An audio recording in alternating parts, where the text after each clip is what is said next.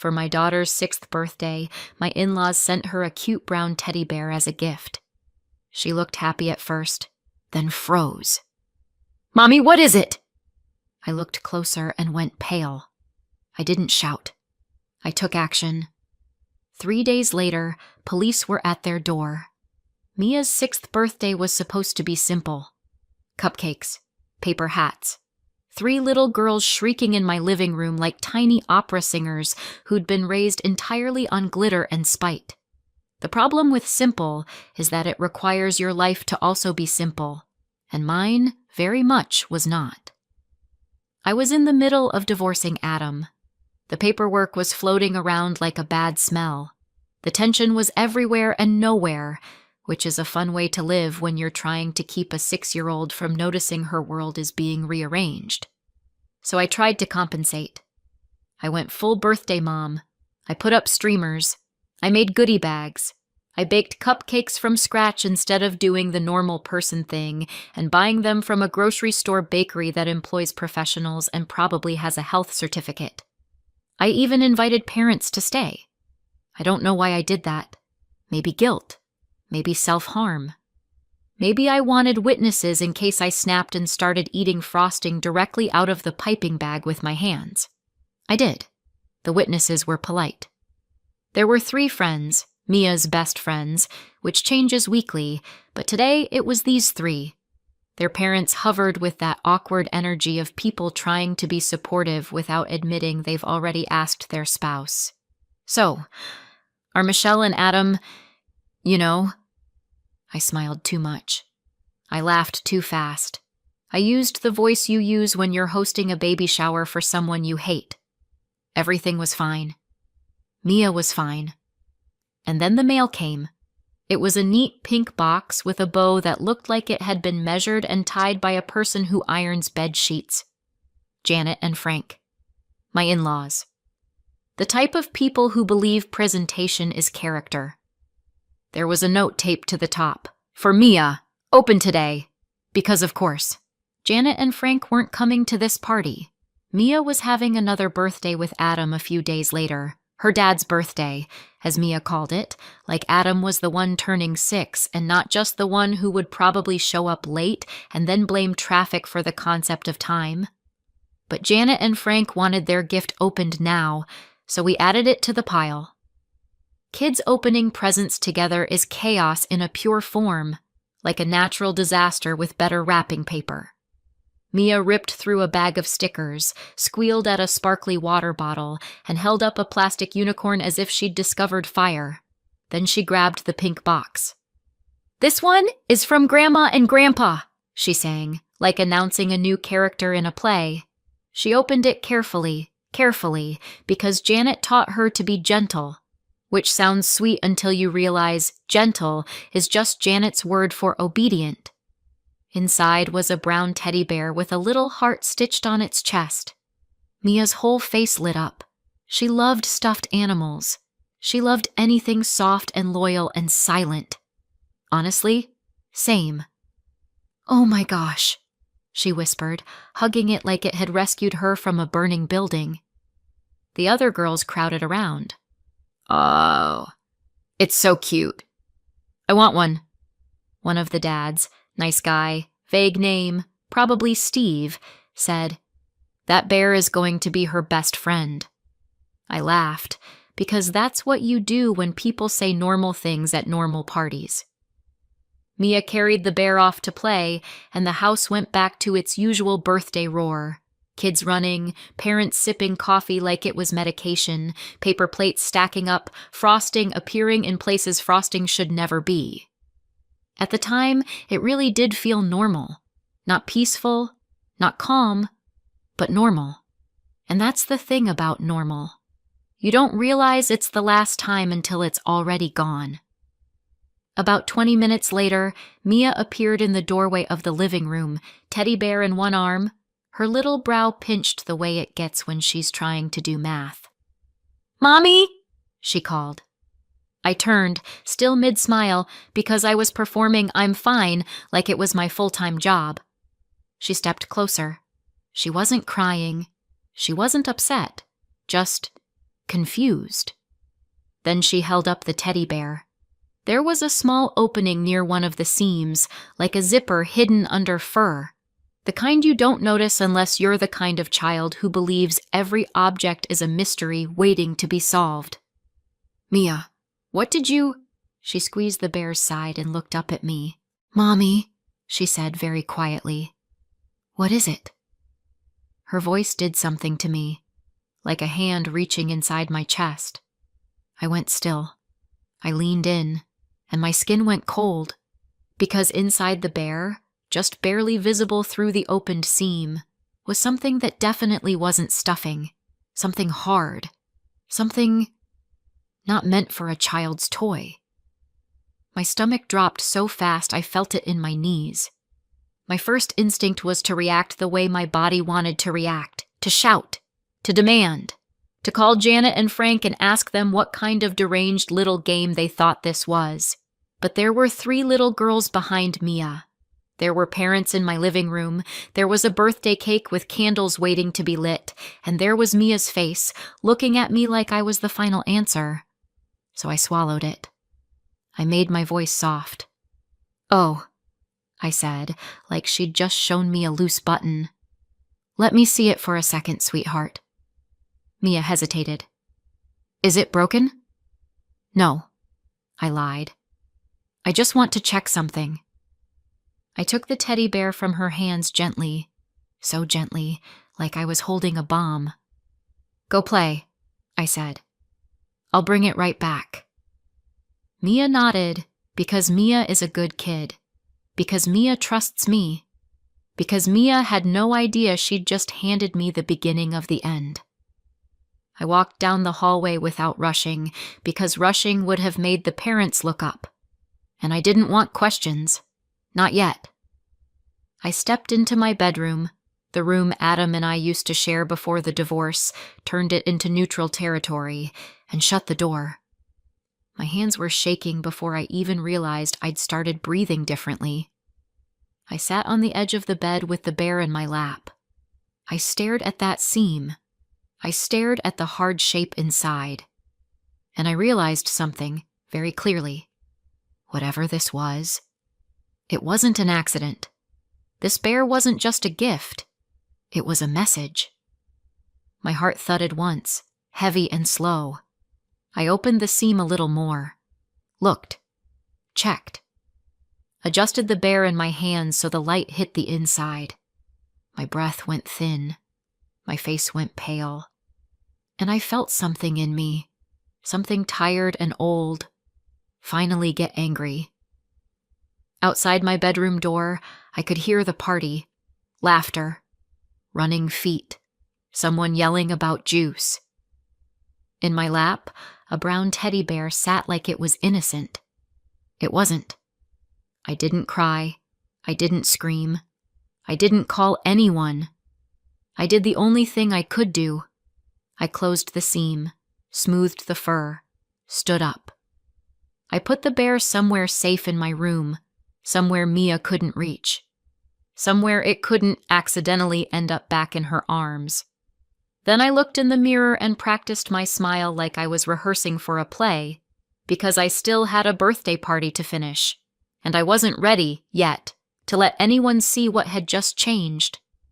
I walked back out to the living room, served cake, sang happy birthday, clapped at the right moments, and all the while, in the back of my mind, one thought kept repeating like a warning bell.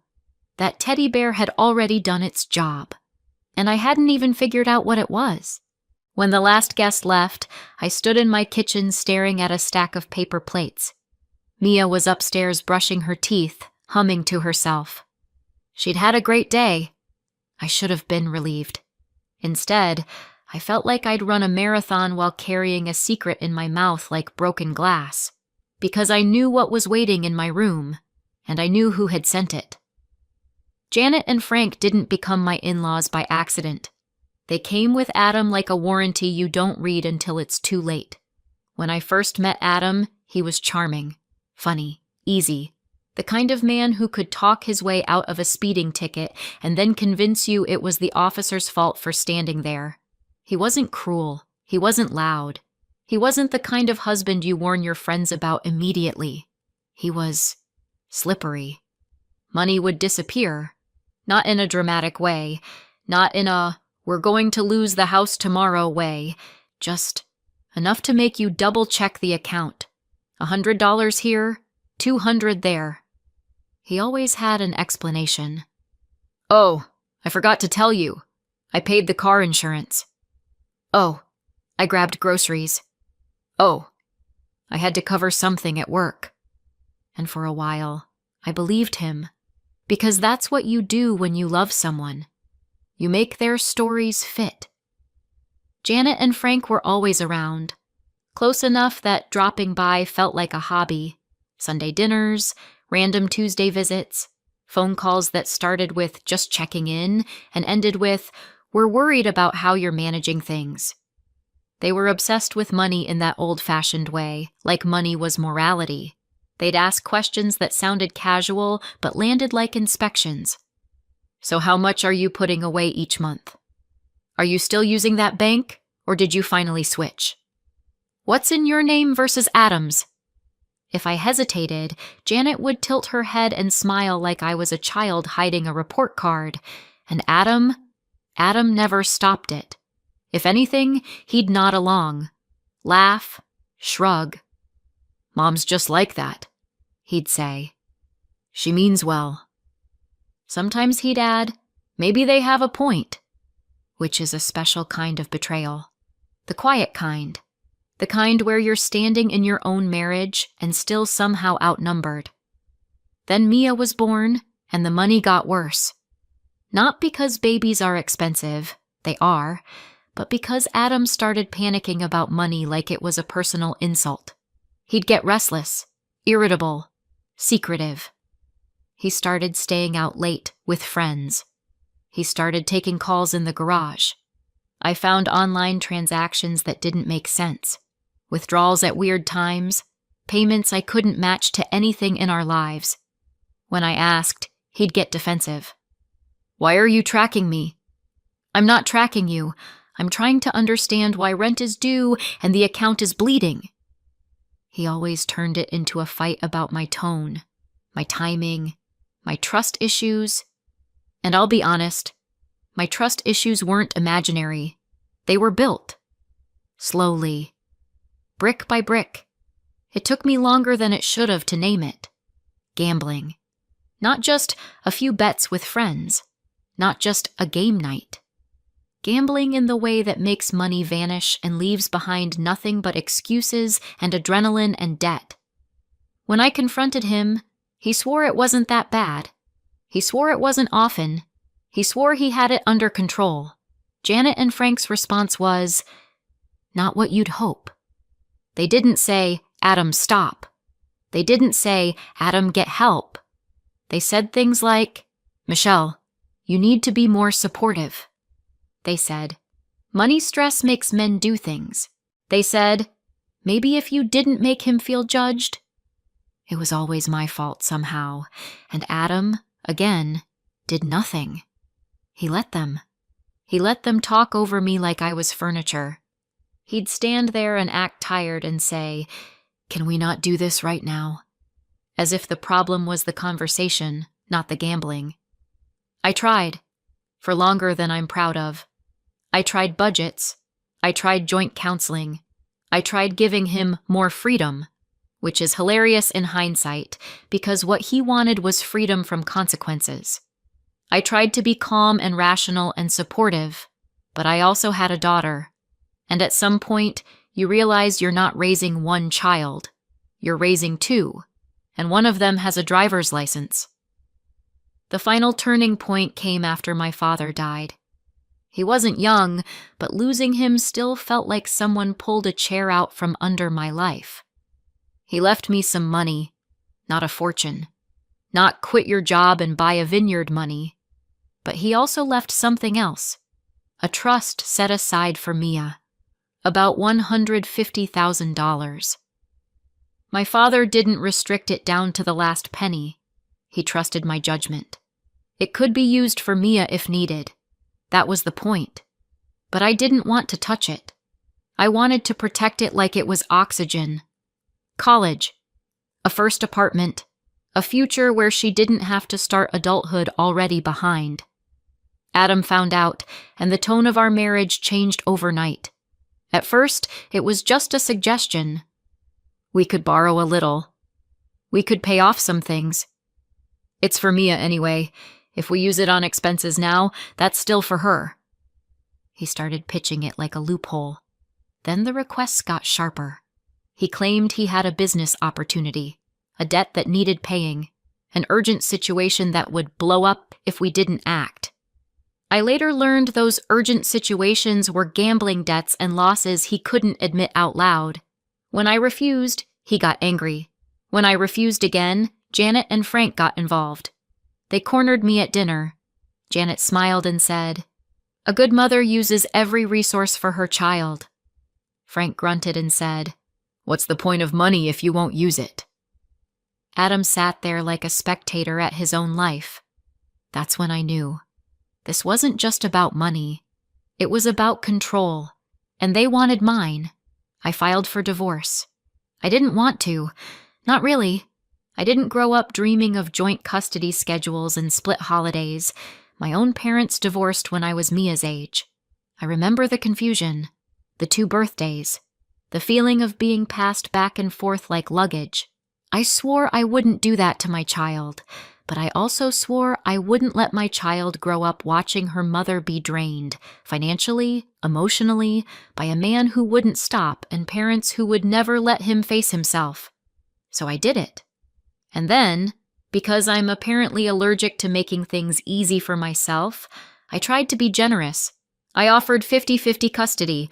I offered to split assets cleanly. I even offered to keep things peaceful around the inheritance I'd received while we were married, because it wasn't worth a legal war. Legal fees can eat a life whole. Adam acted like he agreed. We were almost settled, Angela Park said. My lawyer, calm and sharp, the kind of woman who could stare down a hurricane. Adam hadn't signed yet, but he played cooperative. And I believed him. Because I wanted to believe him. Because Mia deserved adults who could act like adults. So when Janet and Frank mailed that bear and insisted it be opened early, part of me thought it was just them being them. A power move. A performance.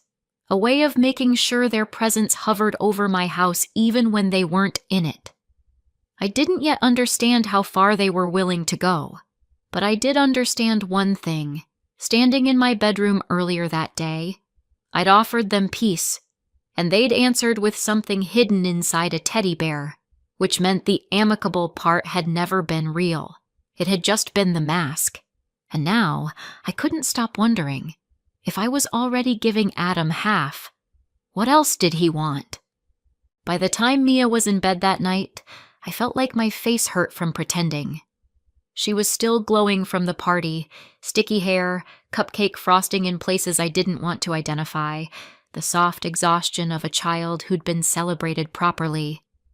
"Best birthday ever," she mumbled into her pillow. My throat tightened. "Mine too," I lied, because mothers lie for love all the time. I tucked her in, kissed her forehead, and stood in the doorway for a second longer than usual. Mia didn't know. Not really. She knew something had been weird about the bear.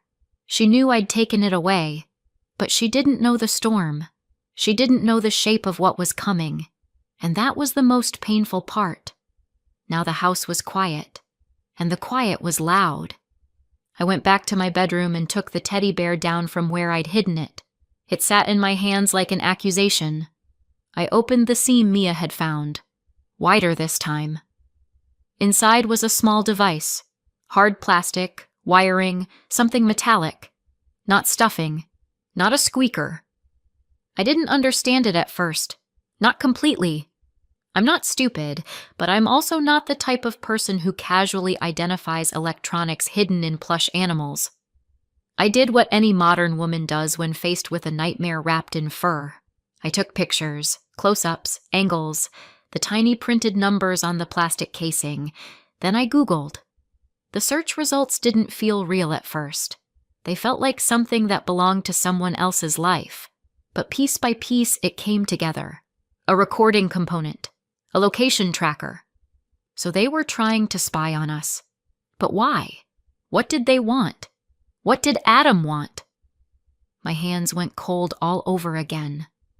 I sat on the edge of my bed and stared at the bear, thinking about how many times Mia had hugged it, how many times she'd pressed her cheek against it like it was safe, how many times Janet had kissed her and called her sweet girl while smiling at me like I was failing a test. I didn't cry. I didn't shout.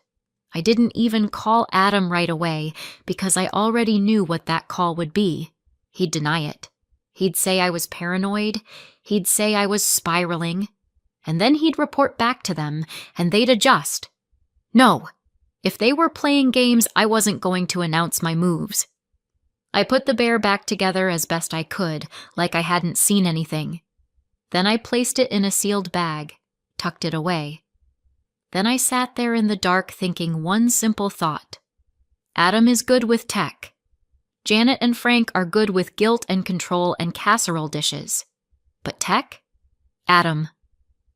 The next morning, I called Angela Park. I didn't even try to sound casual. I need to see you, I said. Angela didn't ask why. She just gave me a time. Her office smelled like clean paper and stress. I sat across from her desk and slid my phone forward. I took photos, I said, of a device, inside Mia's birthday gift. Angela's face didn't change much, but her eyes sharpened. She studied the pictures, zoomed in, zoomed out. Then she looked up at me. Michelle, she said, very calmly, this is serious. I know, I said. That's why I'm here. Angela set the phone down gently, like it might bite her. Before we talk about the device, she said, I need to tell you something. My stomach tightened. She opened a file, my file, and pointed to a page. Adam rejected the 50-50, she said. I blinked. What? He rejected the custody proposal, Angela repeated. He wants full custody. My mouth went dry. That doesn't make sense, I said. He said I know what he said, Angela cut in, still calm. I know what he presented to you, but in the paperwork, he's alleging you're unstable. My heart started pounding in my ears. He's calling me unstable? Angela nodded. And he's requesting that the court place him in control of decisions involving Mia's finances and care. There it was. The click. The reason. It wasn't about Mia. Not really. Because if it were about Mia, 50-50 custody would have been enough. But full custody meant control. Full custody meant access. Full custody meant a pathway to the only real money in this entire mess. Mia's trust fund. I sat there, hands clenched in my lap, and I felt something in me shift, something that had been trying to stay polite for months. I'd offered him fairness. I'd offered him peace, and he'd answered by trying to wiretap my home and take my child. Angela leaned forward. Do you have evidence of his gambling? Yes, I said immediately. Texts, bank statements, messages where he asked me to use the trust money. Good, she said. We're going to need it. She tapped my phone again. And this device. We need to treat it properly. You should file a police report. The device itself becomes evidence. Any forensic results take time, but the fact it exists is powerful. I nodded because my body was operating on something older than fear now. Strategy. Protection. War. Angela watched me for a second. You offered him an uncontested path, she said quietly. He chose conflict. I felt my jaw tighten. Then he's going to learn what conflict looks like, I said. Angela didn't smile, but her voice held approval. That's the correct response. I left her office with a list of things to gather, copies to print, accounts to document. And I left with something else too. Clarity. Adam hadn't been playing fair. He'd been playing for keeps. And now, so was I. A few days later, it was time for Mia's second birthday. The one with Adam. The one with Janet and Frank hovering in the background like they'd never done anything wrong in their lives. I didn't want to let Mia go. Every protective cell in my body screamed not to. But I also knew how this would look if I stopped it without proof. If I suddenly became difficult. If I became the story they wanted. So I did what mothers do. I planned. That morning, I put a watch on Mia's wrist. It looked like a normal kid's watch. Bright, simple, the kind you'd buy because children can't tell time but love accessories. I crouched in front of her and kept my voice light. "If you feel scared," I said, brushing hair out of her face, "press this button." Mia looked down. "Why?" "Just in case," I said. "Sometimes grown-ups get mixed up. If you can't find Daddy or you need me, you press it. Okay?" Mia nodded. "Okay." I kissed her forehead and smiled. My smile didn't reach my bones. Adam came to pick her up. He stood on my porch like a man who had rehearsed being harmless. "Hey," he said, as if we were just two friendly co-parents who'd accidentally ended up divorcing because of scheduling conflicts. "Hey," I said back. Mia ran to him. He lifted her up and spun her once like a normal dad. I watched his hands. I watched his face. I watched everything. He handed me a slip of paper with an address, pickup instructions. "We'll drop her here," he said. "Same time." "Text me when you're leaving," I said. "Sure," Adam said easily. And then they were gone. The hours crawled. I tried to be normal. I cleaned. I did laundry. I stared at my phone too much. I checked the time. Checked it again. Then again, because anxiety is just your brain hitting refresh like it's going to load new information. When it was time to pick Mia up, I drove to the address Adam had given me. It was a building. Not a house. Not a backyard full of balloons. Not anything that screamed children's party. Just a place. I pulled into the lot and sat for a second looking around. No cars I recognized. No music. No kids. No decorations. No signs. Maybe it was inside. Maybe there was a back entrance. Maybe I was early. I got out and walked around, checked the address on my phone, looked at the doors, tried to find something that made it make sense. Nothing. I checked the time. I checked my messages. I called Adam. No answer. I called again. Nothing. I texted, "I'm here. Where are you?" No reply. At first, I blamed myself. Maybe I had the wrong building. Maybe I misread the number. Maybe I was on the wrong side. I walked the perimeter like a lost tourist. Then I tried to calm myself. Maybe they were late. Maybe they'd gotten stuck. Maybe they were 5 minutes away with Mia in the car singing happy birthday to herself. I waited. I scanned the street. I called again. Still nothing. And slowly, painfully, the rationalizations fell away, and fear stepped forward. Because when your child is missing, your body knows it before your mind allows the words. Then my phone buzzed. An alert. Not a message. Not a call. An SOS. My hands went numb. I opened it and saw the location ping. Mia. At Janet and Frank's house. My stomach dropped so hard I thought I might throw up. I didn't. I moved. I got in the car and drove. Fast but focused, because panic driving is how people end up dead, and I needed to stay alive long enough to get my child. As I drove, I called the police. "My daughter's 6, I said, voice tight, not dramatic, just factual. I received an SOS alert from her watch. I went to the pickup point I was given and she wasn't there. I can't reach her father. I have her GPS location. Please send someone to check." The dispatcher asked questions. I answered them. My voice sounded like someone else's, like I'd become a woman made of pure checklist. I gave the address. I kept driving. When I turned onto Janet and Frank's street 5 minutes later, I saw a patrol car already there. My heart seized with relief and fury all at once. I pulled up and ran to the door. Before I could knock, it opened, and Mia burst out like she'd been held underwater. She ran straight into my arms and wrapped herself around me so tight her little fingers hurt. I held her and breathed her in. Warm hair, shampoo, the smell of a child who should never be used as a weapon.